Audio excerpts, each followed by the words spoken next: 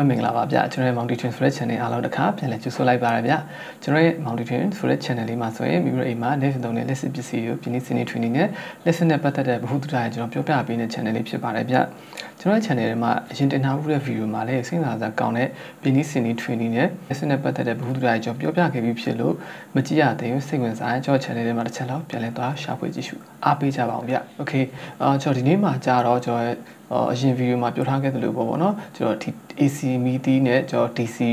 နဲ့ဘယ်လိုထုံးလို့ AC MIDI ကို DC နဲ့ဘယ်လိုထုံးလို့ရမလဲဆိုတော့ကျွန်တော်ပြောပြပေးမှာဖြစ်ပါတယ်ပေါ့နော်အခုနောက်ပိုင်းမှာ MIDI ကလည်းပြက်လာကြတယ်ပေါ့နော် MIDI ကတအားပြက်လာကြတယ်အဲ့တော့ကျွန်တော် battery အိုးတွေဆိုတာလည်းအိမ်တိုင်းမှာမရှိမဖြစ်လာကြတယ်ပေါ့နော်အဲ့တော့ဒီ 12V battery လေးတစ်လုံးနဲ့ကျွန်တော်ဒီ AC ပေါ့နော်ရိုးကျွန်တော်220 AC နဲ့သုံးတဲ့မီလုံးကိုကျွန်တော် DC မီလုံးအဖြစ်ဘယ်လိုပြောင်းလဲပြီးအသုံးပြုလို့ရမလဲဆိုတော့နီလန်းလေးကျွန်တော်ပြောပြပေးသွားမှာဖြစ်ပါတယ်ပေါ့နော်။ Okay စိတ်ဝင်စားမယ်လို့မျှော်လင့်ပါတယ်။အဲ့တော့ကျွန်တော်ဒီဗီဒီယိုလေးကိုခိုင်းလို့အဆုံးထိလိုက်ပါကြည့်အားပေးပါအောင်ဗျ။ကျွန်တော်ရဲ့ channel လေးမှာအခုလိုမျိုးစိတ်ဝင်စားကောင်းတဲ့ပြင်းနေစနေ training နီလန်းလေးနဲ့ lesson နဲ့ပတ်သက်တဲ့ဗဟုသုတလေးကိုကျွန်တော်ပုံမှန်အမြဲတမ်းတင်ဆက်ပေးနေမှာဖြစ်လို့ကျွန်တော်ရဲ့ channel လေးကို subscribe လုပ်ရသေးတယ် subscribe လုပ်ထားပြီးတော့ကျွန်တော်ထပ်တင်မဲ့ဗီဒီယိုလေးကိုဆောင်ရွက်ကြည့်အားပေးကြပါအောင်ဗျ။ Okay အဲ့ဆိုကျွန်တော်ဒီနေ့ဗီဒီယိုလေးကိုစီလာလိုက်ကြကျွန်တော်ဒီနေ့လိုအပ်တဲ့ပစ္စည်းကကြတော့ကျွန်တော် AC မီလုံးလို့တာပေါ့နော် AC မီလုံးလို့တာကျွန်တော်ဒီမှာတော့ AC MIDI အကြီးကိုရွေးထားတယ်ပေါ့နော်ဒီကောင်ကနည်းနည်းလေးမီလုံးတွေများတယ်ပြီးတော့သူ့ရဲ့ watt အားလည်းများတယ်ပေါ့24 watt ပေါ့နော်ကျွန်မရေးထားတဲ့24 watt MIDI ပေါ့နော် LED MIDI ဖြစ်တယ်ကျွန်တော်ဒီကောင်က AC နဲ့ထုံးရတာပေါ့နော် AC နဲ့ထုံးရတဲ့ MIDI ဒါပေမဲ့ဒီကောင်ကိုကျွန်တော်က AC နဲ့မထုံးတော့ဘဲနဲ့ DC နဲ့ပြောင်းလဲပြီးထုံးပါပေါ့နော်အဲ့တော့ဒီနောက်ခွန်လေးကျွန်တော်ချွတ်ထားတယ်ပေါ့နော်ဒီနောက်ခွန်လေးချွတ်ထားတယ်ဒီနောက်ခွန်လေးချွတ်နေကိုမသိရင်ကျွန်တော်ရဲ့ channel ထဲမှာကျွန်တော်ဒီ MIDI ခေါင်းပြောင်းလေးဆိုပြီးတော့ကျွန်တော် video လေးတစ်ခုတင်ထားရပေါ့နော်အဲ့ဒီ video ရဲ့ link လေးကိုလည်းကျွန်တော်ဒီမှာချပေးခဲ့မယ်အဲ့ဒါတစ်ဆင့်ပြန်သွားကြည့်ရှုလိုက်တယ်ပေါ့နော် okay အဲ့ဆိုတော့ကျွန်တော်ဒီကောင်လေးကိုကျွန်တော်ဒီအနောက်လေးကိုကျွန်တော်ဖွင့်ထားဦးပါတယ်ပေါ့နော် video အရင်မကြအောင်ဆိုဖွင့်ထားတယ်ဒီမီလုံးဖွင့်နေကြကျွန်တော်ပြတဲ့ video လေးမှာသွားလေ့လာနိုင်တယ်ပေါ့နော် okay အဲ့ဆိုကျွန်တော်ဒီကောင်ဖွင့်လိုက်မယ်ကိစ္စကတော့မရှိဘူးပေါ့နော်ကိုယ့်အိမ်မှာရှိတဲ့ဘလို့ AC MIDI မျိုးစားရှိတယ်ပေါ့နော်ကိုယ့်အိမ်မှာရှိတဲ့ AC MIDI ကိုကျွန်တော်အခုပြပြတဲ့နီလန်လေးနဲ့ဒီကောင်ကိုလိုက်ပြီးတော့လုပ်လို့ရတယ်ပေါ့နော်โอเคအဲ့တော့ကျွန်တော်ဒီကောင်ကိုဖွင့်လိုက်မယ်ဖွင့်မယ်ဆိုရင်ကျွန်တော်ဒီ web လေးနဲ့ပဲဒီကောင်ကလော်လိုက်အောင်ပေါ့နော်ဒီကောင်လေးမှကလော်လိုက်အောင်အဲ့ဒါဆိုသူကထွက်လာလိမ့်မယ်တော်တော်လေးပဲလွယ်ကူထွက်လာလိမ့်မယ်ပေါ့နော်โอเคဒီမှာမြင်တဲ့အတိုင်းပေါ့နော်ကျွန်တော်ကဒါတော့ပြောရလွယ်အောင်ဆိုပြီးကျွန်တော် MIDI အပြက်တွေအကောင်လေးရှာထားပြီးပါပေါ့နော်ဒီမှာ MIDI အပြက်တွေရှိတယ် MIDI အကောင်လေးရှိတယ်ပေါ့နော်ကျွန်တော်ဒီမှာအမှားချထားတဲ့ကောင်လေးကဒါမလင်းတော့ဘူးပေါ့နော်မလင်းတော့တဲ့ကောင်လေးဒီကောင်လေးပြင်ထားပါတော့ဒီကောင်လေးကမကောင်းတော့အမှားချထားတဲ့ကောင်လေးကမကောင်းတော့ဘူးပေါ့နော်ကျွန်တော်ဒီမှာဝိုက်ထားတဲ့ကောင်လေးကကောင်းသေးတယ်ပေါ့နော် okay အဲ့တော့ကျွန်တော်ဒီကောင်က MIDI အကောင်လားအပြက်လားဆိုတော့တစ်ချက်ရှာပြရမယ်ပေါ့နော်တကယ်လို့ကျွန်တော်ပရိသတ်တွေက MIDI အသစ်ကိုအသုံးပြုမယ်ဆိုရင်တော့ကျွန်တော်လိုမျိုးလိုက်ရှာကြမလို့ပေါ့နော်အသစ်ကိုလင်းနေပေါ့ AC ထွန်းထားလို့လင်းနေတယ်အကောင်မီလုံးကိုမှဖြုတ်ပြီးတော့မှဆင်မယ်ဆိုတော့ဒီလိုမျိုးအကောင်လားအပြက်လားရှာနေကြမလို့ပေါ့နော်တန်းမျိုးရှာလို့ရတယ်ဟုတ်ပြီ okay ကျွန်တော်ဒီမှာပုံလေးမဆွဲပြရတယ်လေကြာပြီဆိုတော့ပုံလေးချက်လောက်ဆွဲပြမှာပေါ့နော်ကျွန်တော်ဒီကောင်ဘယ်လိုမျိုးလုပ်ဖို့စီစဉ်ထားလဲဆိုတော့ကျွန်တော်ချက်လာပုံလေးဆွဲပြီးရှင်းပြမယ်ပေါ့နော်ဒီမှာ LED ကအများကြီးရှိတယ်ပေါ့နော်ဒီကောင် series တွေချိန်ထားတာပေါ့နော်ဒီ LED ရဲ့ series ချိန်ထားတာအဲ့တော့ကျွန်တော်ဒီကောင်ကိုတစ်ချက်လောက်ဒီမှာပုံအကျန်းဖြင်းလေးဆွဲပြလိုက်ပေါ့နော် MIDI ကိုတစ်လုံးနှစ်လုံးသုံးလုံးလေးလုံး၅လုံး6လုံး9လုံး10လုံးမှထားပါokay ရှင်းလုံးမှထားအဲ့တော့ဒီ MIDI တွေမှာအပေါင်းလို့ရှိရပေါ့နော်အပေါင်းလို့ရှိရ MIDI မှာသူ့6လောက်လေးအပေါင်းလို့လည်းရှိရပေါ့နော်အပေါင်းလို့လည်းရှိရအဲ့ဒါကိုကျွန်တော်ကဒီကောင် series ဆိုတဲ့သဘောတရားတို့အပေါင်းလည်းနှုတ်လည်းသူချိန်ထားတာပေါ့နော်အဲ့တော့ဒီ series တွေ parallel တွေကျွန်တော်မီလုံးပြင်ဒီမှာ MIDI ပြင်ဒီမှာပေါ့နော်ကျွန်တော်အသေးစိတ်ရှင်းပြခဲ့ပြီဖြစ်လို့အဲ့ဒီ MIDI ပြင်ဒီရဲ့ video မှာတစ်ချက်လောက်သွားကြည့်ရှုနိုင်တယ်ပေါ့နော် okay အပေါင်းအနှုတ်ဒီကောင်ကအပေါင်းအနှုတ်ပေါ့နော်အဲ့လိုမျိုးတလဲတီသွားထားတာအဲ့တော့ကျွန်တော်ဒီကောင်ရဲ့အဆုံးနှစ်ဖက်ကမှကျွန်တော်ဒီကောင်ရဲ့အဆုံးနှစ်ဖက်မှာသူ့ရဲ့ power circuit ကိုတွားမှာပေါ့နော် power circuit ကိုတွားနိုင်မယ်ဒီ power circuit ကကျွန်တော် power circuit ကကျွန်တော်ဒီအလယ်မှာပေါ့နော်ဒီအလယ်ကနေပြီးတော့ main power ရှိတယ် main power ကနေပြီးတော့ထွက်လာပြီးတော့ဒီကောင်တစ်ခုလုံးဖြတ်လိုက်တာเนาะဒီ main power source ကနေပြီးတော့ဒီကောင်လုံးဖြတ်လိုက်တာဟုတ်ပြီအဲ့ဒီကနေအခုကျွန်တော်ဒီနေ့ကကျွန်တော်ဒီ AC MIDI ကိုကျွန်တော် DC ပြောင်းလိုက်ပါပေါ့နော်DC MIDI ပြောင်းလိုက်မယ်ဆိုတော့ကျွန်တော်ဘယ်လိုလုပ်မလဲဆိုတော့ကျွန်တော်12 volt battery ကိုသုံးချင်တာဗျာအဲ့တော့ DC 12 volt ကိုသုံးချင်တာDC 12 volt သုံးမယ်အဲ့တော့ကျွန်တော်ဒီမီလုံးကိုလိုက်ပြီးတော့သုံးလိုက်ကြည့်မှာပေါ့နော်သုံးလုံးတစ်ဖြတ်စီလုပ်လိုက်မယ်ကျွန်တော်သုံးလုံးပေါ့နော်ဒီ LED MIDI သုံးလုံးတစ်ဖြတ်စီကိုကျွန်တော်လိုက်ဖြတ်လိုက်မှာပေါ့နော်အဲ့တော့ကျွန်တော် circuit plan ကိုကျွန်တော်ဒီကြားလိုက်ဖြတ်လိုက်ပါသူက series ချိန်ထားတယ် စီးရှိထားဆိုကျွန်တော်ဂျားရတဲ့ဒီကောင်လိုက်ဖြတ်လိုက်မယ်3လုံးတစ်ဖြတ်စီပေါ့နော်3လုံးတစ်ဖြတ်စီ1နဲ့3လုံးတစ်ဖြတ်စီပေါ့နော်3လုံးတစ်ဖြတ်စီတော့လိုက်မယ်ကျွန်တော်ဒီမှာတစ်လုံးလုံးလိုသွားပြီပေါ့နော်တစ်လုံးကကိစ္စမရှိထပ်ထည့်လို့ရတယ်ပေါ့နော်ဒါကြောင့်ကျွန်တော်တို့3လုံးလို့ပဲသတ်မှတ်လိုက်မှာပေါ့နော်โอเค3လုံးတစ်ဖြတ်စီကိုကျွန်တော်ဖြတ်လိုက်မယ်3လုံးတစ်ဖြတ်စီဖြတ်လိုက်တဲ့အခါကျရင်ကျွန်တော်ဒီဂျားကိုကျွန်တော်တွဲဖို့ပြီးလို့ရပါတယ်တွဲဖို့ပုံမှန်ရိုးပေါ့နော်ဒီနှစ်ဆကိုတွဲဖို့ပြီးတဲ့အခါကျရင်တော့မီလုံးကလင်းလာမှာမဟုတ်ဘူးအဲ့တော့ကျွန်တော်တွဲဖို့နဲ့အလုပ်လုပ်အောင်ဆိုပြီးတော့3လုံးတစ်ဖြတ်လုပ်လိုက်တယ်ပေါ့နော်တော့4လုံးဖြတ်ချင်လည်းရတယ်3လုံးဖြတ်ချင်လည်းရတယ်ပေါ့နော်အဲ့တော့3လုံးဖြတ်လိုက်တဲ့အခါကျတော့မီလင်းအားပိုကောင်းမယ်4လုံးဖြတ်လိုက်တဲ့အခါကျတော့မီလင်းအားလည်းလျော့သွားတယ်ပေါ့နော်နှလုံးနဲ့ထွန်းရင်ကျတော့မလင်းဘူးလားဆိုတော့မဟုတ်ဘူးလင်းတယ်ဒါပေမဲ့မီလုံးကဒီ LED မီဒီယာပေါ့နော်အရန်ဘူအားတွေကြောင့်အရန်ပူပြီးတော့ခဏလေးကျွန်းသွားတာမျိုးဖြစ်တယ်ပေါ့နော်အဲကြောင့်အနည်းဆုံး3လုံးလောက်တုံးပြီးမှပဲအဆင်ပြေမယ်ဟုတ်ပြီเนาะအဲ့တော့3လုံးလောက်တစ်ဖြတ်လိုက်တယ်3လုံးတစ်ဖြတ်လိုက်တဲ့အခါကျရင်ကျွန်တော်ဒီဘက်က LED ရဲ့အပေါင်းစားပေါ့နော် LED ရဲ့အပေါင်းစားဒီဘက်က LED ရဲ့အနှုတ်စားပေါ့နော်အဲ့လိုမျိုးကျွန်တော်နှစ်စားထွက်သွားအဲ့နှစ်စားအောင်မှကျွန်တော် DTC တွဲဖို့သွားပြီးတော့ကျွေးလိုက်မယ်ဒီဘက်ကအပေါင်းစားပေါ့နော်ဒီဘက်ကအနှုတ်က DTC တွဲဖို့သွားပြီးကျွေးလိုက်မှာအဲ့ခါကျရင်ဒီမီဒီ3လုံးကလင်းသွားလိမ့်မယ်ပေါ့နော်အဲ့ဒီတိုင်းပဲကျွန်တော်ဒီမှာဖြတ်လိုက်တဲ့အစာပေါ့နော်ဒီဂျားမှာဖြတ်လိုက်ပြီဆိုရင်တော့အဆက်အသွယ်မရှိတော့အဲ့တော့ဒီအနှုတ်စာတစ်စားကိုလည်းကျွန်တော်ဒီ DC ရဲ့အနှုတ်စာနဲ့လာပြီးချိန်ပြီပေါ့နော်ဒီနှစ်ခုဒီအနှုတ်စာနှစ်ခုတွဲပြီးလိုက်ဗျာဒီသူ့ရဲ့ဒီ DC အနှုတ်စာကျွန်တော်ဒီအနီးကဖြတ်ထုတ်လိုက်ပေါ့နော်ဖြတ်ထုတ်လိုက်တဲ့ခါကျရင်ဒီအပေါ်စာပဲယူမယ်ဒီဘက်အနှုတ်စာနဲ့လာတွဲလိုက်မယ်အော်ဒီဘက်ကလည်းအလိုပဲအပေါင်းအနှုတ်ဒီကောင်အနှုတ်ဖြစ်လိမ့်မယ်အဲ့တော့ဒီကောင်ရဲ့အနှုတ်စာကဒီမှာလာပြီးတော့ဒီမှာတစ်ခုလာတွဲပြီးလိုက်မယ်ဟုတ်တယ်နော်အဲ့တော့ကျွန်တော်ဒီမှာဖြတ်ထားတဲ့အပေါင်းစားတွေလည်းအပေါင်းချင်းစုံပြီးလိုက်မယ်ပေါ့နော်အပေါင်းစားတစ်စားရှိရဆိုရင်အပေါင်းစားတစ်စားကိုဒီမှာလာစုံလိုက်မယ်ဒါဆိုကျွန်တော်တို့ကရိုးရှင်းပြန်ဆွဲပြဘယ်လိုပုံစံဖြစ်သွားလဲဆိုတော့ကျွန်တော်ဒီ series MIDI ကိုကျွန်တော်ပြောင်းလိုက်တာပေါ့နော်ဘယ်လိုပုံစံဖြစ်သွားလဲဆိုတော့ကျွန်တော်ဒီလိုမျိုးဖြစ်သွားလိမ့်မယ်သုံးလုံးတစ်တန်းစီကျွန်တော်တို့လုပ်လိုက်တဲ့သဘောဖြစ်သွားလိမ့်မယ်နော်သုံးလုံးတစ်တန်းစီကျွန်တော်ပြန်ခွဲလိုက်တဲ့သဘောတရားဖြစ်သွားလိမ့်မယ်โอเคเนาะအဲ့ဒါမှသူကဒီဘက်ကအပေါင်းရှိမယ်ဒီဘက်ကအနှုတ်ရှိမယ်ပေါ့နော်အပေါင်းကြီးဘက်ကိုတစ်ဖက်ဆုလိုက်တယ်အနှုတ်ကြီးဘက်ကိုတစ်ဖက်တည်းဆုလိုက်တယ်ပြီးတော့မှဒီကြားမှာ12V DC ရှိနေမယ်ဘက်ထရီပေါ့နော်ဒါဘက်ထရီရှိနေမယ်ဘက်ထရီငုတ်ကိုဒီကောင်သွားမယ်ဒီဘက်ကအနှုတ်ကလည်းဘက်ထရီရဲ့အနှုတ်ငုတ်ကိုသွားတယ်ပေါ့နော်အဲ့ထုံးလိုက်တဲ့အခါကျရင်ကျွန်တော်တို့ကဒီကောင်ကမီဒီယာကျွန်တော်တို့AC ကနေပြီး DC မီဒီအဖြစ်ကျွန်တော်ပြောင်းလဲအသုံးပြုကြအောင်ပေါ့နော်။ Okay အဲ့တော့ပုံဆွဲပြရလေးတဲ့တစ်ချက်အကြံဖြစ်နားလည်အောင်ရှင်းပြတာပေါ့နော်။ကျွန်တော်မီဒီမှာလုပ်လိုက်တဲ့အခါကျရင်ပို့ပြီးတော့နားလည်သဘောပေါက်ပါလိမ့်မယ်ထင်တယ်။ဟုတ်ပြီအဲ့တော့ကျွန်တော်မီဒီမှာတစ်ချက်လောက်ပြမယ်။ဟုတ်ပြီအဲ့တော့ကျွန်တော်ဒီကောင် license မယ်အဲ့တော့ LED မှာကျအပေါင်းဆိုတော့အပေါင်းဘက်ချောင်းတော့အပေါင်းလို့ရေးထားတယ်ပေါ့နော်။ဒီမှာမြင်တဲ့အတိုင်းပဲအပေါင်းလို့ရေးထားလိမ့်မယ်။ဒီနားလေးမှာပေါ့နော်အပေါင်းတည်လေးရေးထားတယ်အဲ့တော့အနှုတ်ဖက်ချောင်းတော့အနှုတ်လို့ရေးတယ်။ဒါကိုတစ်ဖက်ချောင်းပဲအပေါင်းလို့ရေးထားတယ်ပေါ့နော်။အဲ့တော့ကျွန်တော်ဒီကနေစဆန်းလိုက်မယ်။ဒီကနေစဆန်းတဲ့ခါကျရင်အပေါင်းဘက်ကဒီလိုလေးချိန်ပေးလိုက်တယ်ကျွန်တော်3လုံးတစ်ချက်ဆန်းကြပါတော့3လုံးဆိုရင်ဒီလောက်လင်းနေပေါ့နော်လင်းအားကောင်းတယ်တော့4လုံးဆိုရင်ကျတော့နည်းနည်းပို့ပြီးတော့လင်းအားလေးကျသွားတယ်ပေါ့နော်3လုံးနဲ့4လုံးကိုတစ်ချက်ရှင်းကြည့်ပါတော့โอเคကျွန်တော်တို့ LED တွေကအများကြီးဖြစ်တယ်ပေါ့နော် LED အများကြီးဖြစ်တယ်အဲ့တော့၄လုံးရဲ့လင်းအားနဲ့ပဲကိုကျွန်တော်တို့ဒါမီးပြတ်တဲ့ချိန်မှာဘက်ထရီနဲ့ထုံးလို့ရတယ်ပို့ပြီးတော့အဆင်ပြေမယ်လို့ကျွန်တော်ထင်တယ်ပေါ့နော်အဲဒါကြောင့်ကျွန်တော်၄လုံးပဲချိတ်ထားလိုက်တယ်လုံးဝတော့မချိတ်ပြတော့နှလုံးချိတ်တဲ့အခါကျ LED မီးလုံးကျွန်းသွားနိုင်တယ်ပေါ့နော်၃လုံးချိတ်ပြတယ်ဒီမှာ၃လုံးဒီမှာ၄လုံးဒီမှာ၅လုံးချိတ်ပြမယ်ဒါ၅လုံးပေါ့နော်၅လုံးဆိုလင်းအားတော်တော်ကြာသွားတွေ့တယ်နော်၅လုံးဆိုတော်တော်လင်းအားကြာသွားတယ်အဲ့တော့ဒီကောင်ကဘယ်လိုမှအဆင်မပြေဘူးအဲ့တော့၄လုံးနောက်ထိပဲအဆင်ပြေတယ်ပေါ့နော်၄လုံးနောက်ထိပဲကျွန်တော်တို့ဒီကောင်ဒီလောက်အနေထားနဲ့တုံးတယ်ပေါ့နော်ဒီလောက်အနေထားဆိုရင်တော်တော်ကြီးကိုလင်းအား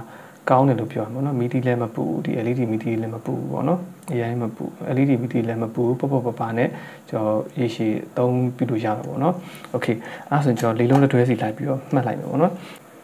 ဟုတ်ပြီကျွန်တော်ဒီမှာပို့ပြီးတော့မြင်တာထင်တာရှိတော့ software လေးနဲ့ဆွဲပြလိုက်တယ်ပေါ့နော် software နဲ့ဆွဲပြလိုက်တဲ့ခါကျကျွန်တော်လိုဖြစ်သွားတယ်ကျွန်တော်အပေါင်းလုံးလည်းတစ်ခါရေးပေးထားပါပြီပေါ့နော်အဲ့တော့ဒီကောင်မီတွဲဘယ်နဲ့တွဲပေါ်လာလဲဆိုတော့1 2 3 4 5 6 9တွဲပေါ်လာတယ်ပေါ့မီတွဲလေး9တွဲပေါ်လာမယ်၄လုံးတွဲစီတွဲပေးထားရပေါ့နော်ကျွန်တော်ပရိသတ်တွေကတော့ကိုစိတ်ကြိုက်ပေါ့နော်3လုံးတွဲချင်နေရတယ်4လုံးတွဲချင်နေရတယ်5လုံးတွဲချင်နေရတယ်ပေါ့နော်နှလုံးတော့မတွဲပါနဲ့ပေါ့နော်နှလုံးတွဲတာကြာပူအားအများများပါလိမ့်မယ်အဲ့တော့3လုံးကစပြီးတော့တွဲပေါ့နော်โอเคအဲ့တော့ကျွန်တော်ဒီကောင်ဘယ်လိုတွဲထားလဲဆိုတော့တစ်ချက်လောက်ရှင်းပြပေးမယ်ကျွန်တော်ဒီမှာကြည့်လိုက်တဲ့အခါကျတော့ကျွန်တော်ဒီကောင်ကအပေါင်းဖက်ကပဲစယူအနှုတ်ဖက်ကပဲစယူအဆင်ပြေတယ်ပေါ့ကိုယ့်ဘက်ကိုအားတန်ရယူလိုက်ကျွန်တော်ဒီဘက်ကအပေါင်းယူထားတဲ့အတွက်ကိုကျွန်တော်အပေါင်းဖက်ကစယူလိုက်တယ်အဲ့တော့အပေါင်းဖက်ကို1 2 3 4ပေါ့နော်၄လုံးယူလိုက်တယ်၄လုံးယူရတစ်လုံးကြော်မယ်ဒီတစ်လုံးကကျွန်တော်ဒီတစ်လုံးကိုကျွန်တော်ဟိုဘယ်လိုပြောရမလဲဒီကောင်အဆက်တွေဖြတ်ပြရမယ်ဒီတစ်လုံးကကျွန်တော်ဒီလိုမျိုးဟိုဒီကောင်လေးနဲ့အဆက်တွေဖြတ်လိုက်ပေါ့နော်ဒီလိုမျိုးဒီကောင် ဆက်သွယ်ဖြတ်ပလိုက်မှရဘာလို့ဆိုကျွန်တော်ဒီကောင်သွားပြီးတော့ဆင်တဲ့ခါကျရင်သူကစီးစထတာဖြစ်တဲ့အတွက်ကိုဒီအလဲမှာ connection မဖြတ်ထားလို့ဆိုရင်ကျွန်တော်တို့ကဒီအနှုတ်ကြိုးနဲ့ဒီအပေါင်ကြိုးကတွားပြီးတော့ဒီမီဒီနဲ့ဂျားခံကြတယ်လို့မျိုးဆက်နေတယ်လို့ဖြစ်နေမယ်နော်ဆက်နေတယ်လို့ဖြစ်တဲ့ခါကျရင်ကျွန်တော်နည်းနည်း error ရှိတယ်ဗျာနည်းနည်း error ရှိတယ်အဲ့တော့ဒီကောင်အတွက်ကိုတခါတည်းပေါ့နော်၄လုံးတွဲမယ်တစ်လုံးဖြတ်မယ်ပေါ့နော်၃လုံးတွဲချင်တယ်လို့ဆိုရင်လည်း၃လုံးတွဲမယ်တစ်လုံးဖြုတ်မယ်၃လုံးတွဲမယ်တစ်လုံးဖြုတ်မယ်၃လုံးတွဲမယ်တစ်လုံးဖြုတ်မယ်ပေါ့နော်ကျွန်တော်ကအခုကြောင့်၄လုံးတွဲထားဖြစ်တဲ့အတွက်ကို၄လုံးတွဲလိုက်တယ်တစ်လုံးဖြုတ်လိုက်တယ်ဟုတ်ပြီဒီမှာဆိုရင်ကျွန်တော်ကဒီကောင်လေးကိုကျွန်တော်ကြေးပြားလေးတွေဖော်သွားရပါတော့ကျွန်တော်ဒီမှာဒါအနှုတ်ငုတ်လေးတွေကြေးပြားလေးလိုက်ဖော်ထားတယ်မှာအနှုတ်ငုတ်ကြေးပြားလေးရှိရပါတော့အဲ့တော့ကျွန်တော်ဒီကောင်ကိုအနှုတ်တွေပဲလိုက်ဆက်လိုက်ပါတော့အနှုတ်ဒီအပေါ်တန်းရဲ့အနှုတ်ရဲ့ဒီအောက်တန်းရဲ့အနှုတ်ပေါ့နော်ကျွန်တော်ပြောချင်တဲ့သဘောတရားကျွန်တော်ကပုံဆွဲပြတယ်လို့မျိုးပဲအနှုတ်ချင်းကိုလိုက်ဆက်လိုက်မယ်မကျွန်တော်ပုံဆွဲပြတယ်ပေါ့နော်ကျွန်တော်အပေါင်းတွေပဲတဆူဆူလိုက်မယ်အနှုတ်တွေပဲတဆူဆူလိုက်မယ်ပေါ့နော်အဲ့တော့ဂျိုးတွေကတော့လိုလိမ့်မယ်ဂျိုးတွေကလိုလိုက်မယ်အဲ့တော့ဒီ၃လုံးတစ်တန်းရဲ့ကျွန်တော်လှုပ်ထားရဲဆိုတော့၄လုံးတစ်တန်းပေါ့နော်၄လုံးတစ်တန်းရဲ့အနှုတ်တွေနဲ့၄လုံးတစ်တန်းအနှုတ်တွေအနှုတ်ဖက်ချမ်းတွေပဲတစ်ခါနဲ့လိုက်ဆူလိုက်မယ်အပေါင်းဖက်ချမ်းကြီးပဲအပေါင်းလိုက်ဆူလိုက်မယ်ပေါ့နော်အဲ့မှာတစ်ချက်သတိထားပေးရမှာအနှုတ်နဲ့အပေါင်းနဲ့မှားပြီးတော့မဆက်မိစေဘူးလိုတာပေါ့နော်အနှုတ်နဲ့ပေါင်းနဲ့သွားမှားဆက်လို့မရတော့အနှုတ်တွေပဲတစ်ချမ်းဆက်မယ်အပေါင်းတွေပဲတစ်ချမ်းဆက်မယ်ပေါ့နော်အဲ့လိုမျိုးကျွန်တော်ခဲနဲ့ပဲလိုက်ပြီးတော့ဒီဂျမ်ပါလေးနဲ့လိုက်ပူလိုက်ပေါ့နော်ဒီဂျမ်ပါလေးနဲ့လိုက်ပြီးတော့ကျွန်တော်ပူလိုက်မယ်ပေါ့နော်โอเคအဲ့တော့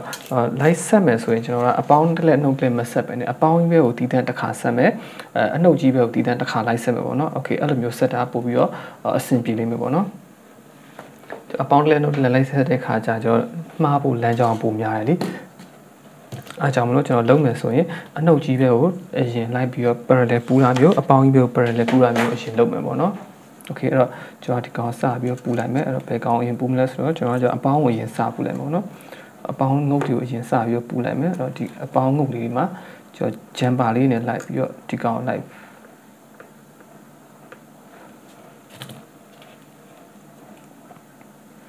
အဲ့ဒီအပေါင်းငုတ်လေးတွေမှာကျွန်တော်ဂျမ်ပါလေးလိုက်ပြီးတော့ဆက်လိုက်မယ်ပေါ့နော်အဲ့တော့အဲ့ဒီဟာကြာကျွန်တော်အသေးစိတ်မပြတော့ဘူးပေါ့နော်ဒီကောင်အရန်ကြာအောင်ဖြစ်တဲ့အတွက်ကိုကြော်လိုက်မယ်โอเคဒီမှာဆိုရင်တော့ကျွန်တော်အပေါင်းဖက်ချမ်းတွေအကုန်လုံးလိုက်ပြီးတော့ဆက်လိုက်ပြီးသွားဖြစ်သွားတယ်เนาะဆက်လိုက် parallel တွဲလိုက်ပြီးသွားဖြစ်တယ်အဲ့တော့ကျွန်တော်ဒီကောင်မှန်စစ်ကြည့်ချင်တဲ့ခါကျရင်ကျွန်တော်ဒီအလဲမှာကျွန်တော်ဒီကောင်ပုံအပေါင်းထားတယ်ပေါ့เนาะအဲ့တော့ဒီကောင်ကိုအလဲမှာအပေါင်းတစ်စကိုကျွန်တော်ချပြီးတော့ကျန်တဲ့ဒီအနှုတ်စတွေကိုလိုက်ပြီးထောက်ကြည့်မယ်ပေါ့เนาะအခါကျရင်မီးကလင်းလာမှာဖြစ်တယ်မီးမလင်းကျွန်တော်မှားနေလို့ဒါဆိုရင်လင်းနေပေါ့เนาะဒီကောင်လင်းနေပြီးတော့သူအနှုတ်တစ်စနောက်တစ်စဒီမှာလင်းနေတွေ့လာကျွန်တော်အဲ့လိုပဲဆန်းပါမယ်เนาะဒါဆိုရင်လင်းနေပေါ့เนาะအဲ့တော့ဒီမှာကျွန်တော်လှုပ်ထားတဲ့9ခုလုံးပေါ့เนาะ9ခုလုံးကကျွန်တော်လင်းရမယ်လို့အပေါင်းနှုတ်လိုက်ထောက်ကြည့်တဲ့အခါကျရင်โอเคအဲ့လိုလင်းနေရမယ်ပေါ့เนาะအဲ့ကျွန်တော်โอเคအဲ့လိုမျိုးလင်းနေရမယ်အဲ့လိုမလင်းနေဘူးဆိုကျွန်တော်ဒါအဆက်တယ်မှားလို့ပေါ့เนาะကျွန်တော်ဒါဆိုရင်9ခုလုံးကလင်းသွားပြီပေါ့เนาะโอเคကျွန်တော်9ခုလုံးကျွန်တော်ကျိုးဆက်ထားတာမှန်တယ်ဒါအပေါင်းကျိုးပေါ့เนาะโอเคအပေါင်းကျိုးဆက်ထားပါဆိုအနှုတ်ကျိုးကိုလည်းကျွန်တော်ထုတ်ပြီးလက်ကောင်းမယ်အကုန်လုံး parallel လိုက်တွဲလိုက်မယ်ပေါ့เนาะโอเคဒီမှာဆိုရင်ဒါကျွန်တော်ကျိုးလေးလည်းရှုပ်ရှက်ခံတာမြင်ရပါတော့အပေါင်းကျိုးနှုတ်ကျိုးတွဲပြီးမှဖြစ်တယ်ဒါကတော့ကျွန်တော်ကနမူနာဆင်ပြရဖြစ်တဲ့အတွက်လိုက်ရတော့မသိမသက်ဖြစ်သွားမှာပေါ့နော်တကယ်လို့အိမ်မှာတော့မိမိဉာဏ်ရှိတယ်လို့ပေါ့နော်လိုက်ရသေးသေးသက်သက်ဖြစ်သွားအောင်ကြည်ပျော်ရှုပျော်လှပသွားအောင်ပေါ့နော်အိမ်မှာကိုယ်စိတ်ကြိုက်ဆင်လို့ရတယ်ပေါ့နော်โอเคအဲ့တော့ကျွန်တော်ဒီကောင်ကိုတစ်ချက်လောက်စမ်းပြပေးမယ်ပေါ့နော်ကျွန်တော်ဒီမှာအနီနဲ့အပြာကိုနှစ်ကြိုးတော့ထုတ်ထားပါပေါ့နော်ဒီကောင်ကိုဘက်ထရီမှာတွားပြီးတော့ join လိုက်မယ်ပေါ့နော်ဒါဘက်ထရီကြိုးအနီ join လိုက်မယ်အပေါင်းချင်းအနှုတ်ချင်း join လိုက်မယ်โอเคဒါဆိုရင်မီလင်းလာပြီပေါ့နော်မီလင်းလာဆိုတော့ကျွန်တော်တို့လောက်ထားတဲ့မီဒီယမ်တွေအကုန်လုံးပေါ့နော်1 2 3 4 5 6 9ခုလုံးကလင်းသွားပြီပေါ့နော်အဲ့မှာကျွန်တော်ပြောကြရှိတာမီတီလေးတွေရောက်ဒီကောင်လေးတွေ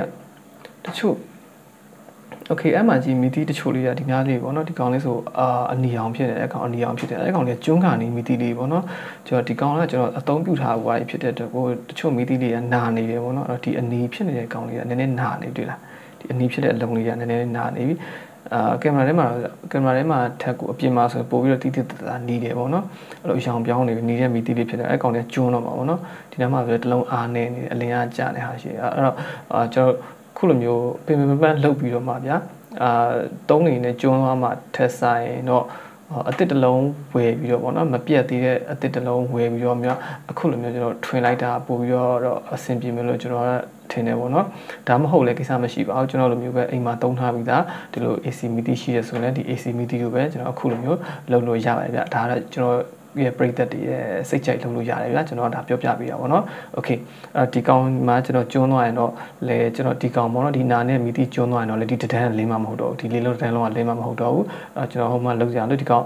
ကျွန်တော်ပုံမှန်လုံးနေလို့ပဲဒီကောင်ဖြုတ်ထုတ်မယ်ပြီးတော့ဒီကောင် short ခဲဆော်လိုက်မယ်ဆိုတော့ဒီ3လုံးတော့လင်းသွားမှာပေါ့ဗျာโอเคအဲ့လိုလုပ်လို့ရတယ်ပေါ့နော်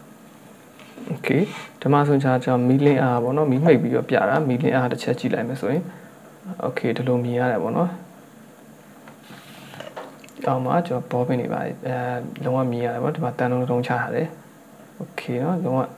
လင်းအားလည်းမစိုးလို့ပြောရမှာပေါ့နော်ဒီကောင်ရှင်းရှင်းလင်းလင်းမြင်လို့ရတယ်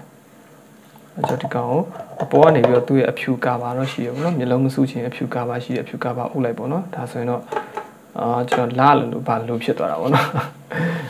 ဒီကင်မရာထဲမှာတော့တိတ်ပြီးတော့ဒီကောင်အလင်းအားတော့မမြင်ရဘူးပေါ့နော်ကျွန်တော်အပြင်မှာတော့ဒီထက်ပိုပြီးတော့လင်းတယ်လက်တွေ့မှာလေလက်တွေ့မှာကြည့်မယ်ဆိုရင်ကျွန်တော်မီးပြက်နေတဲ့အခန်းမှာဒီတစ်လုံးတော့ထွန်းထားရင်ကျွန်တော်10ပေတစ်ခန်းလောက်ကတော့ AC တော့လင်းနေဗျာနော်အဲ့တော့ကျွန်တော်ရဲ့ဒီပရိသတ်တွေကကြာတော့ကိုယ့်ရဲ့ရွေးချယ်မှုပဲပေါ့နော်ကျွန်တော်ထပ်ပြီးတော့ဒီထက်လင်းအားကောင်းချင်3လုံးတစ်တွဲစီတွဲလိုက်တာပို့ပြီးတော့လင်းအားကောင်းသွားစေလိမ့်မယ်ပေါ့နော်အဲ့တော့ကျွန်တော်ဒီထက်ကိုလင်းအားပိုကောင်းစေချင်တယ်ဆိုရင်ကျွန်တော်ခုနတွဲတယ်လို့မျိုးပေါ့နော်ကျွန်တော်တွဲပြတယ်လို့မျိုး3လုံးတစ်ထန်းစီတန်လိုက်တာပိုပြီးစင်ပြေပါဘောနော်အဲ့တော့သူ့ရဲ့အားသက်ချက်အားနက်ချက်တွေရှိတာပေါ့နော်လေးလုံးတန်းစီဆင်တဲ့ခါကျတော့မီဒီနဲ့တက်တာသွားမယ်ပေါ့နော်သုံးလုံးတန်းစီဆင်လိုက်တဲ့ခါကျတော့မီဒီကလင်းအားပိုကောင်းအောင်မယ်ဒါပေမဲ့မီဒီကပိုပြီးတော့ပူမယ်ပေါ့နော်အပူထွက်လိမ့်မယ်ပိုပြီးတော့မီဒီကျွမ်းမယ်ပေါ့နော်အဲ့လိုမျိုးဖြစ်တဲ့ပြဿနာလေးရောရှိမယ်โอเคမီယာစားတဲ့နှုံကတော့အတူတူပဲပေါ့နော်3လုံးဆိုလဲတွဲဖို့ပဲစားမှာ4လုံးဆိုလဲတွဲဖို့ပဲစားမှာပေါ့နော်ဟုတ်ပြီဒီကောင်လေးကပြီးသွားပြီပေါ့နော်အဲ့တော့ဒီကောင်လေးပြီးသွားပြီဆိုတော့ဒီကောင်လေးအဖုံးပြန်အုပ်လိုက်မယ်โอเคဒီမှာဆိုရင်တော့ကျွန်တော်ဒီကောင်လေးကိုအချောတက်လိုက်ပါရနော်ဒီကောင်အဖုံးလေးလည်းပြန်ပိတ်လိုက်ပြီးသွားပြီဒီနောက်ကလည်းကျိုးလေးနဲ့ကျိုးထွက်ထားလိုက်ပေါ့နော်ပြီးတော့သူ့ရဲ့နှခုံမွေးပုံစံမပြတ်လေးပေါ့နော်အရေကောင်လေးလည်းကောင်ထည့်ထားပြီးတယ်โอเคဒီကောင်လေးကိုကျွန်တော်တစ်ချက်လောက်ပြန်ပြီးတော့ဆန်းပြပြီးပါပေါ့နော်ဒါအဆုံးသက်ဖြစ်သွားပြီဆိုတော့ကျွန်တော်ဘက်ထရီအိုးမှာအပေါင်းလုံးသွားချိလိုက်တာလည်းဒီကောင်မီးလင်းလာလိမ့်မယ်ပေါ့နော်ကျွန်တော်တစ်ချက်လောက်ဒီကောင်ချိတ်ပြပေးမယ်โอเคဒီမှာဆိုရင်ကျွန်တော်ဘက်ထရီကိုနဲ့ချိတ်လိုက်ပြီပေါ့နော်ဘက်ထရီချိတ်လိုက်ကောင်လေးမီးလင်းနေပြီဘက်ထရီကိုနဲ့ချိတ်လိုက်တဲ့ခါကျဒီကောင်လေးမီးလင်းသွားပြီပေါ့နော်အဲ့တော့ဒီကောင်အချက်လောက်မီးပိတ်ပြီးပြပြီပေါ့နော်သူရဲ့အလင်းအားလေးစမ်းပြပေးမယ်โอเคဒါတော့ဒီလိုအပေါ်ဘက်ပေါ့နော်လှလိုမျိုးလေးဒီကောင်မိတ်လေးလင်းနေတယ်ဒါအိုင်ဆူဆူကြီးမလင်းဘူးနော်မီဆူဆူကြီးမလင်းဘူးဒါကသူ့ရဲ့လင်းအားပေါ့နော်ကျွန်တော်ဒီမှာစာရီပိုင်းဖတ်လို့ရတယ်လားတင်းရအဲ့လောက်ကြီးမနေဘူးပေါ့နော်မြင့်နည်းနည်းမြင့်သွားရင်တော့ပို့ပြီးတော့သူ့ရဲ့အလင်း area တော့ပို့ပြီးပြန့်သွားတာပေါ့နော်အဲ့တော့ကျွန်တော်10ပေလောက်အမြင့်မှာဒါမှမဟုတ်15ပေလောက်အမြင့်ပေါ့နော်ကျွန်တော်အိမ်မှာအမြင့်မှာချိန်ထားလိုက်တဲ့ဆိုရင်ကျွန်တော်10ပေပတ်လေအခန်းတစ်ခန်းလောက်က AC လင်းတယ်နော် AC လင်းတယ်အဲ့တော့မိပြတ်တဲ့အထဲမှာじゃမိပြတ်တဲ့ချိန်မှာဒီလိုကောင်လေးတစ်ခုထွန်းထားရတော့ပို့ပြီးအဆင်ပြေတာပေါ့ဗျာအိမ်မှာမိပြတ်လင်းမိဒီထက်တော့ဒီကောင်ပို့ပြီးလင်းမယ်လို့ထင်တယ်ပေါ့နော်โอเคမီလေးပြန်ဖွင့်လိုက်ပြီဒါဆိုရင်ကျွန်တော်တို့ဒီနေ့လုပ်တဲ့ project လေးကတော့အောင်မြင်သွားပြီပေါ့နော်ကျွန်တော်ဒီနေ့မှာကြာတော့ကျွန်တော် AC media ကနေပြီးတော့ DC12V cycle battery နဲ့ဖြစ်ဖြစ်ဒီလိုမျိုး computer battery နဲ့ဖြစ်ဖြစ်เนาะထွန်းလို့ရအောင်ကျွန်တော်ဒီနီလန်းလေးကျွန်တော်ထွင်းတဲ့နီလန်းလေးကျွန်တော်လုပ်ပြပေးသွားတာပေါ့နော်โอเคအားလုံးလည်းကျွန်တော်ဒီနေ့လုပ်ပြသွားတဲ့ဒီ project လေးကိုဒီ video လေးကိုကျင်းနေတဲ့သဘောကျမယ်လို့ကျွန်တော်တို့မျှော်လင့်ပါတယ်ကျွန်တော်ဒီနေ့ဗီဒီယိုလေးကျင်းနေတဲ့သဘောကျရဆိုရင်လည်းကျွန်တော် like button လေးကိုနှိပ်ခဲ့ပြီးတော့ကျွန်တော် channel လေးမှာအခုလိုမျိုးစိတ်ဝင်စားကောင်းတဲ့ဗီဒီယိုအသစ်တွေအများကြီးတင်ဆက်ပေးမှာဖြစ်လို့ကျွန်တော် channel လေးကို subscribe လုပ်ပြီးတော့နောက်ထပ်တင်မယ်ဗီဒီယိုအသစ်တွေကိုစောင့်မကြည့်အားပေးနိုင်ပါတယ်ဗျ။ Okay ကျွန်တော်ဒီဗီဒီယိုလေးမှာရှင်းပြလိုက်မယ်ပေါ့နော်ကျွန်တော်ဒီနေ့ဗီဒီယိုလေးကြည့်အားပေးပရိသတ်အားလုံးလည်းကျွန်တော်ကျေးဇူးအများကြီးတင်ပါတယ်ဗျ။အဲ့ဒါဆိုရင်ကျွန်တော်နောက်ထပ်လာမယ့်စိတ်ဝင်စားကောင်းတဲ့ဗီဒီယိုအသစ်မှာအားလုံးနောက်တစ်ခါပြန်လည်ဆုံတွေ့ပါအောင်မယ်ဗျ။ Bye bye